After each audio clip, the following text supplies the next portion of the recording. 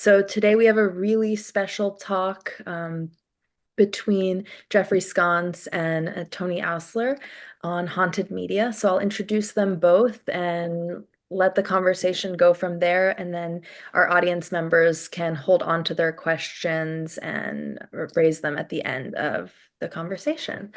So, Jeffrey Sconce is professor in the School of Communication at Northwestern University. He's the author of Haunted Media, Electronic Presence from Telegraphy to Television, published with Duke in 2000.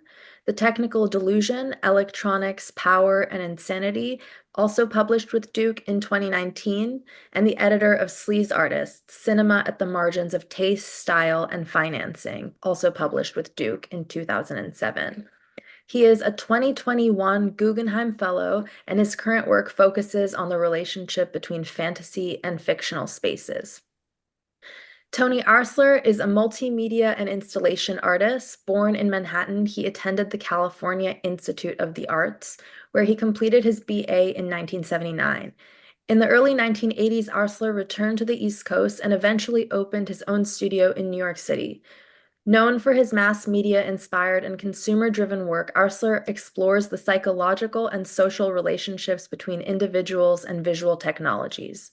Applying humor and irony to his wide range of work, which has included painting, installation, performance, and sculpture, Oursler elevates everyday things above their mere objectivity to solidify their impact on contemporary culture. As his art has progressed, Oursler repeatedly questions visual technology's affect on the way we view the world and how images are construed for public consumption. He's had numerous exhibitions around the world, including at the Walker Arts Center, Documenta, the Museum of Modern Art, Centre Georges Pompidou in Paris, the DOP Foundation in Venezuela, the Carnegie Museum of Art, Sculpture Project Munster, Museum Ludwig, the Hirshhorn Museum, and the Tate Liverpool in the UK. So please hold on to your questions. Thank you both for being with us today, and I'm excited to see you both in conversation. Thanks, Donna. Thank you. So nice to be here. Yeah, thanks, Donna, and happy Halloween to everybody who celebrates out there. I thought maybe we could start by just asking a question that I've always really been interested in about your work, which is, looking back at, some of the major projects over your career, this sort of recurring interest in, I can't really describe the word, like borderline, occult, fringe, esoteric states of consciousness and the relationship to technology, something that's an imponderable, the influencing machine and so on. And I'm wondering if you have any insight as to, how those types of things drew your interest. Well, I think that really for me, I grew up as a kind of TV generation person, and I think there was a lot of concern about how much time people spent more time watching television than they did anything else except sleep. And, there was actually very little study around the effect of that. And I think somehow that led me to move from painting and sculpture into the moving image. Television was really like, it was this pretended to be this kind of mass media, touching people, reaching into people's houses in a certain way, but it was untouchable in another sense because people couldn't really produce it or get anything on it. And so there was this weird kind of inequality built into the system, that was meant to be a popular system. And to make a long story short, I think that led to a fascination on my part about the system. And, many of the artists of my generation, I sort of think of them as system artists, people who kind of look at the network. How did the broadcast system work, or how did certain kind of game structures like Erica Beckman work with, and in her art, so I think, whereas previous just micro generations before us were fascinated by like advertising or cinema or something. And I think there was a kind of spelunking kind of analysis of society built into the projects that we all kind of developed, not consciously, but it was just the fascination, like what is actually happening here. It seems like such a significant decision for people coming into the art world at that time, whether or not to be a filmmaker, because film was still had this kind of credentialed, higher form or whatever, and television and video are always seen as these kind of lower, more debased forms. Um, Yeah. so I'm curious if that was part of your decision too. Well, maybe it would be interesting actually to look at some work that uh, is of that early period, the early video stuff, just because it seems like, you know, was that work really in response to broadcast television? Is that the way you conceive some of the early Directly. Yeah. video work? Yeah, okay. Yeah, I don't really have some of the super earliest things where people could see it on my website, like the life of Right. Phyllis and things like that I made in like 76 or 7, Mhm. which were really just kind of send ups of television. And also one of the things I wanted to say was that in connection to the uncanny that I know you've been talking quite a bit about, Mhm. is that inherent to the television system was this weird willing suspension of disbelief built into it, so that people were really, obviously, you mentioned film, which is this kind of crystal giant image that we would see in a theater or something like that, very clear and believable, whereas television kind of ground that down to this series of moving dots that were Right. very I think of them more as like liquid rather than slices or something. But in fact, it was a really degraded image, but it worked just as well or maybe even better than film for this kind of sending people into a different state. And I think anybody who is around that kind of technology, there's a kind of magical element to it, and so a lot of the early work was about kind of taking almost like a kabuki approach to making of the image, to kind of push things as far as I could to see them fall apart, and Right. that this willing suspension of disbelief would still occur in the viewer. So that was, here's one from 1980.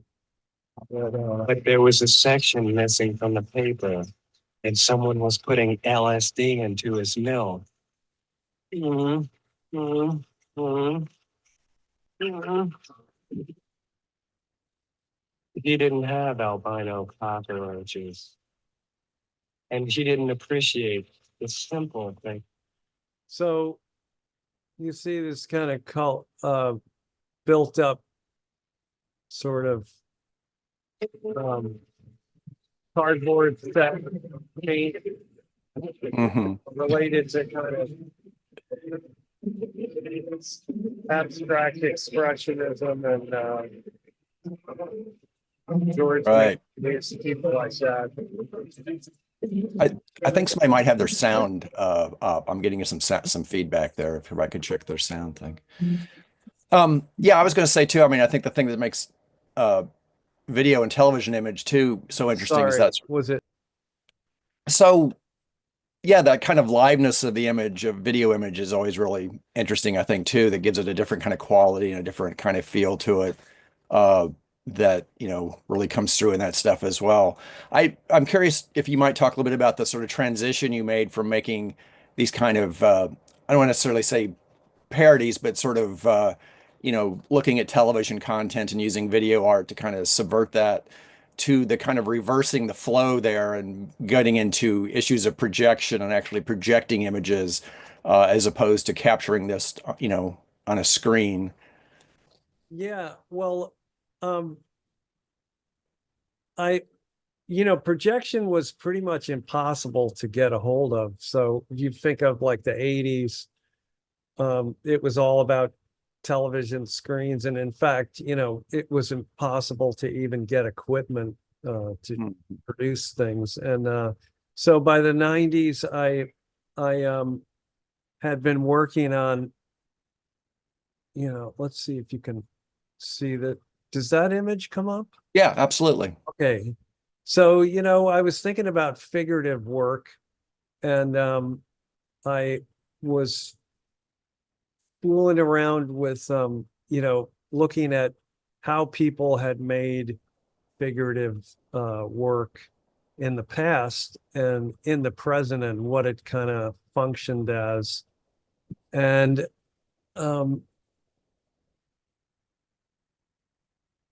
so I was working with these kind of headless creatures for a while with surveillance cameras and thinking about this live, the kind of politics of surveillance was kind of important in the late 80s and so forth, as the video cameras started to populate public spaces and like that. So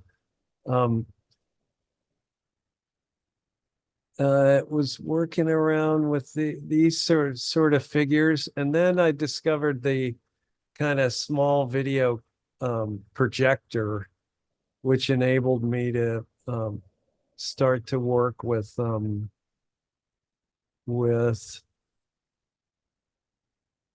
let's see, I'm gonna find a good example of Judy, I guess, would be a good one to work with here.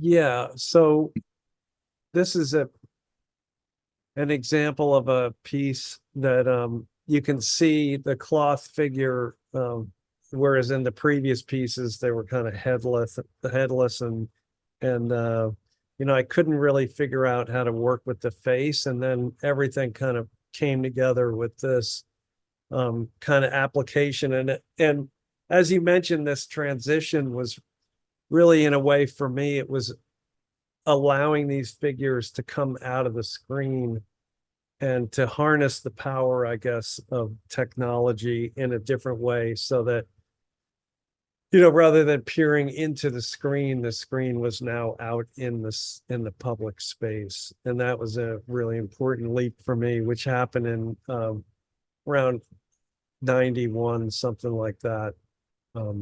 And this whole series, maybe you could speak a little bit more about this. Was this the first series where you were using the projection technology? There's Judy and couch piece, and the ones that all feature people basically sort of faces or heads underneath of various pieces of furniture and so forth. Were all those of a piece? Yeah, it was just a series working along. I also projected onto organs, which was little, I don't think people are that aware of this work. Can you see that piece there? Mm-hmm. Yeah, absolutely. So it was a kind of delusion conversation between the disembodied organs that were kind of reanimated and displayed on a metal shelf kind of thing. And but each of for example, Judy was really about more of a kind of related a lot more to kind of pop cultural memes, in the sense of like multiple personality disorder, and kind of tracing that through kind of trying to trace that through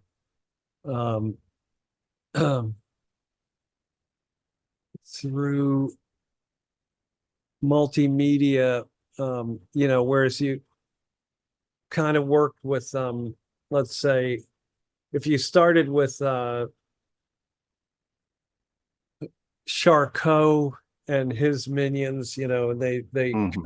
define dedoublement, which would be sort of multi-consciousness, and it's hard to imagine a time when people kind of thought of consciousness as one thing, but and then you worked your way through.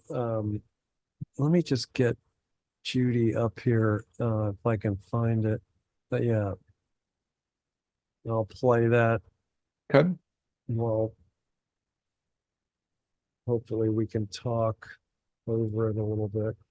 So these are some of the elements. The idea was it was a kind of displayed in a diagonal across a space, and this one fragments of the one character, Judy, was represented by dolls and Mhm. flowers and sort of a domestic space that was exploded. And then this was a kind of in a weird kind of VR piece where you could sit there and speak through a dummy which Mhm. was outside on the street, and you could hector people through a figure.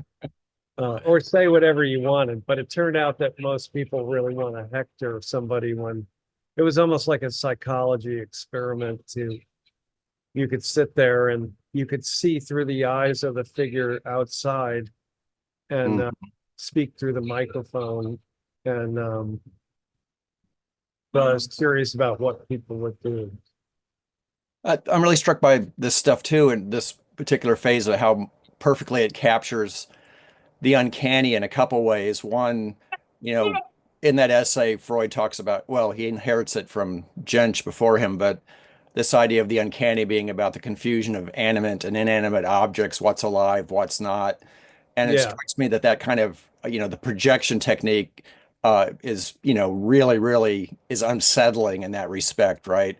And when I see works like Judy or Couch Piece or Guilty, or all the ones that are of around this same kind of figure or the same kind of design, uh, I'm really struck by how they're right on that line between being incredibly disturbing, creepy, but also a little funny, right? They kind of have that tension to them. And I was wondering maybe if you could talk a little bit about either in this work or whatever work you want to discuss that line between the unsettling and the sort of humorous that often comes up in your work. Well, yeah, I thought about, because when I first started doing the dummy pieces, I sat, before I even fooled around with the projection, before I had a projector, I just had the dummies, and I had one in my studio, which was really my living room. And I set Hmm. it in a chair, the dummy, just Hmm. like because I was really interested in how people use figurative sculpture, scarecrows. Or as I mentioned to you before, like sitting in a car so they could get into the high occupancy vehicle Right. lane, or putting a dummy in their window to scare criminals away, things like that. And so I just thought, okay, I'll put this dummy in my studio and just leave it there. So it was sitting there, and I'd come back from wherever I was, and I'd walk into the room, and I'd turn around and I just leap because there was Yeah, this right. figure just sitting in the chair there. And no Oh. matter what happened, it happened over and over again. So I think that kind of displacement of the figure in and this kind of willing suspension of disbelief, the power in technology in general that goes right up to today and the iPhone and so forth, that we're able to kind of link to these things, these iconic forms, whether it's psychologically or literally, figuratively in space. There's a humorous element to it. So in the beginning, I would walk in and I'd be completely scared, leap, and then I would start laughing, like this is just, and so there's something about humor and horror. And I mean, I guess there's also just, I think a lot of my generation, Mike Kelly, Jim Shaw, John Miller, Erica Beckman, and like that, I think there's a lot of humor built in Mm. you know, and I think the strategy for me personally is, if you're going to go to these, and it's probably more about how I grew up in a Catholic family, storytellers, Irish Catholics, you know, you leaven things with humor, and that's how you can get to these interesting topics or more darker content. Because I don't think you can really, I mean, it's, yeah, it's the way we figure out how to go to places that we don't want to go, really. Yeah. At least for me, maybe that's a. Since you mentioned Mike and Jim as, people that you went to school with out at Cal Arts, I know people sometimes make the, sort of talk about sort of similarities in some of the things people work on, but I'm also really struck by how all three of you seem to be real archive rats. In terms of like doing a lot of historical research for, the amount of work that, went into imponderables, or the amount of work that went into the influencing machine project. I'm curious if you might talk a little bit about just how you think about history as a resource, or where you got the bug to actually go back and really, really find all of these primary documents. Because I know, having seen like Jim Shaw's show at the New Museum a while back, where basically it's just the archive itself is on display in a lot of cases, right? That kind of real interest in these actual objects as primary documents.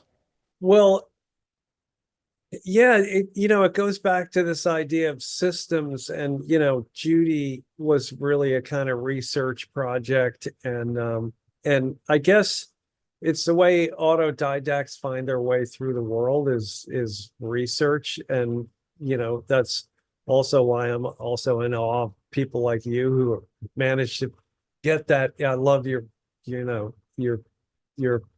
book projects recently, the Technical Delusion, and of course Haunted Media, which is just absolutely fantastic. Oh, And thank you.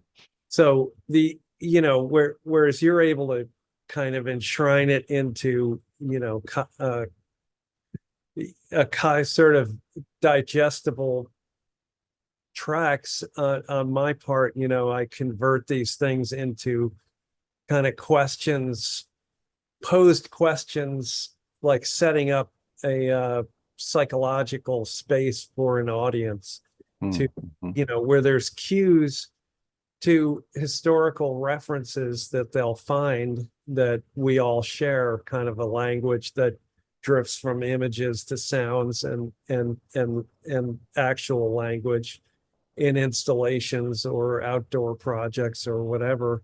And to open up these kind of known histories, but that might not have been connected. So, for example, looking at the long history of multiple personality disorder, and I'm not going to go into it much here. I've talked about it quite a bit, but it ends up imploding in a famous lawsuit where somebody has like 100 personalities, and they, it turns out that they're all inspired by their psychologist, who, is now debunked publicly, and the AMA never even, realized multiple personality disorder as a subject. But in fact, it's also the birth of the internet at the same time, and this impulse to have different personalities, or to change personalities, seems to be provoked by technology and so forth. But to go back to the collecting, I think around 2000, I was working on this project called the Influence Machine, and I up to that, I had become really fascinated as a media artist. I was turning 40, I guess, and thinking about, okay, you're a media artist, but there's really not, at that time, there was not much of a history of the moving image available. And I imagined that there could be, I knew about certain things like the camera obscura as a method of making images that was used some time ago. You had these intuitive, glances into how moving image was used, and moving image inherently has moving parts, and moving parts basically in terms of keeping the machine running is quite difficult. Kinetic art always ends up in the basement of institutions, and it's hard to maintain.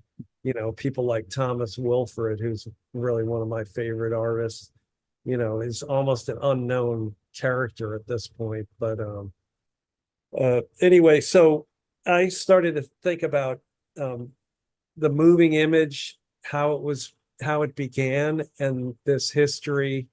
And you know, it just became a kind of hobby for me to kind of collect books on, say, the camera obscura, or the phantasmagoria.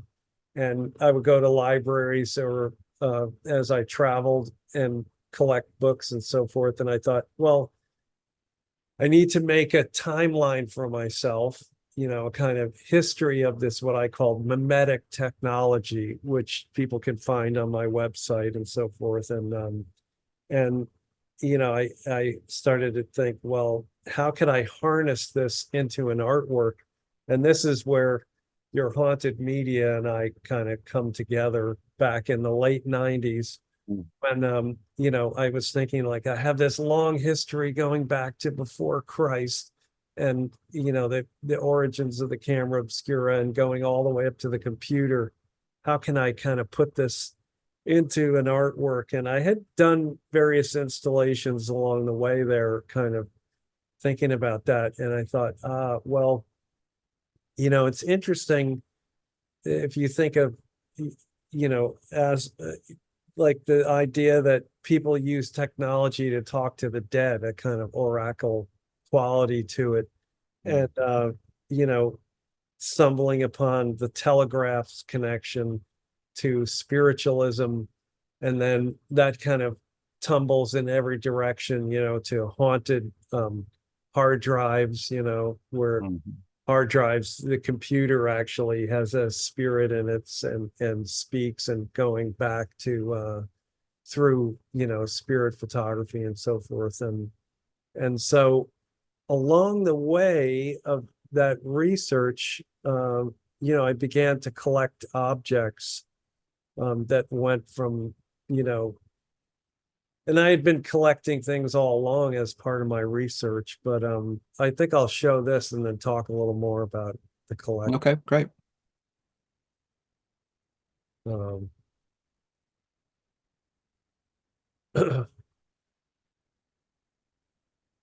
So this was an important work for me because it was the first time that I did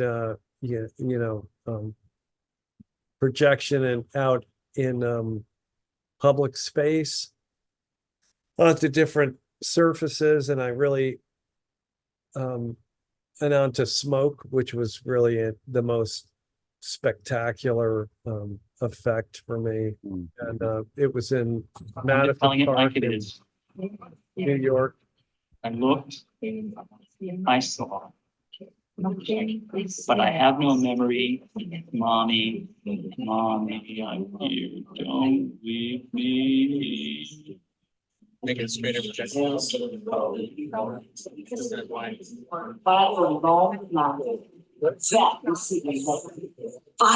T. Farnsworth.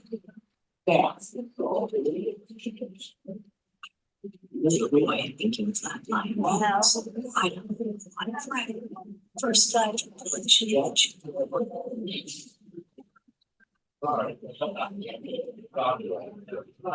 The soul's free of the body after death.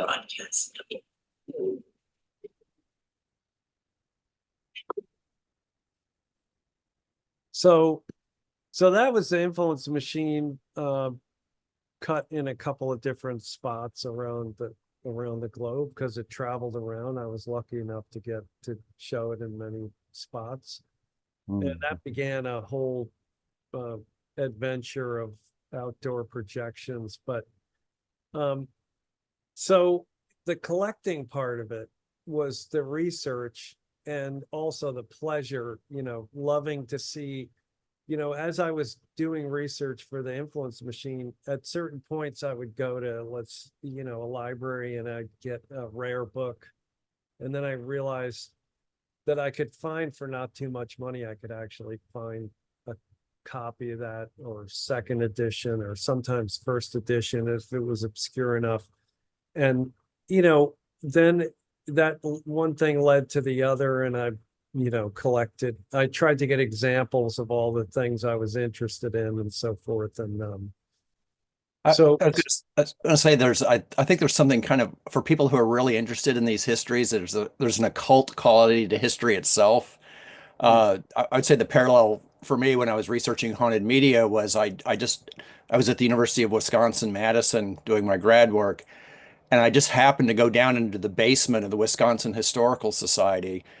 And it turned out there that the governor of Wisconsin had been a practicing spiritualist back in the 1870s, 80s. Both of his daughters were mediums who toured the Midwest doing readings and so forth. And it was just like this magical trove of secrets that was down there that was just with spider webs and dust and nobody had looked at. And I started checking these books out, and I would look at the call slips in the books, and they had not been checked out since like 1903, 1904.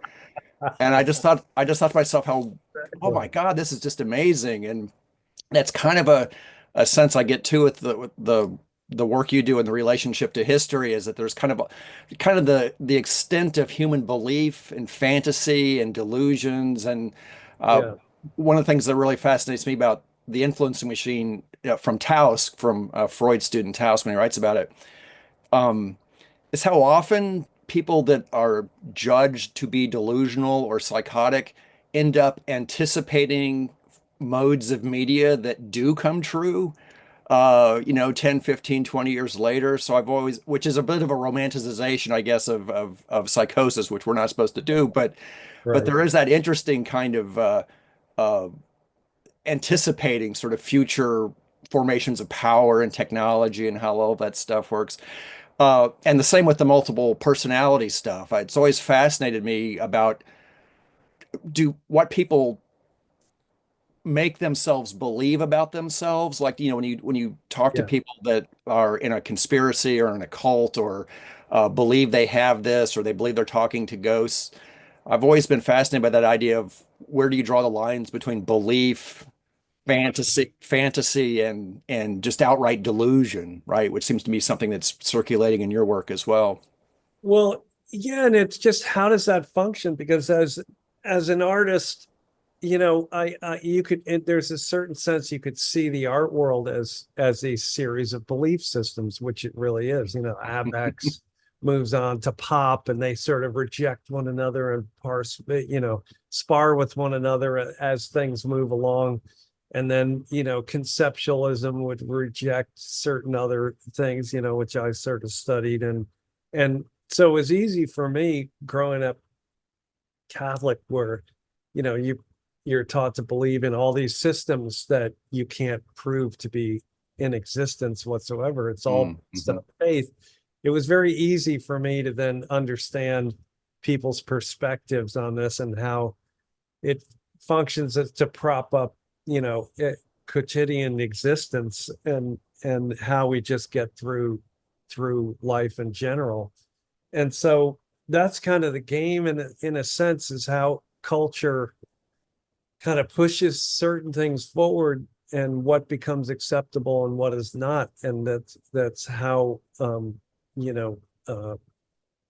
beauty of the belief system is what my archiving is all about, really. And I'm more and more interested in creativity and how people can activate creativity. And so, as you mentioned, there's sort of leaps that get taken. And if we go back to spiritualism, when I was digging around in the late 90s into that material, and I came upon Thought Forms, which is a great book that everybody should get their hands on. And it's the parallels between so many aspects of the high art world and the occult, were really apparent to me when I found that book. And later, people like Hilma af Klint and that uh, uh, were finally accepted into the art world and had been kind of ostracized because of their magical thinking or the motivation, behind what they were doing. So in the one sense, you have Michelangelo painting bits of heaven and so forth, and that's accepted because it's Christian iconography. But you have Hilma af Klint doing something, toward mystical, which then materialists reject and say, well, that can't really be considered, on the same level as something that Kandinsky did, because he was really, a materialist artist that we accept, but in fact, as time goes by, all these people, are being accepted into the, radical thought. I can see that in the politics of modernity. The second you paint something that is about faith and spirituality or the world beyond, you're instantly an outsider artist, right? You instantly get thrown out of the, sort of ghettoized or something in terms of your work. Just a couple, because I want to leave time here for some folks to ask questions if they'd like. But, talking about that, we said earlier about the transition from video to digital projection and what an impact that had on your work and so forth. What are your thoughts on AI? Because I know you've done some experiments in terms of AI imaging, and all the, obviously all the controversy around it, especially within the art world. I'm just curious what your thoughts on that is.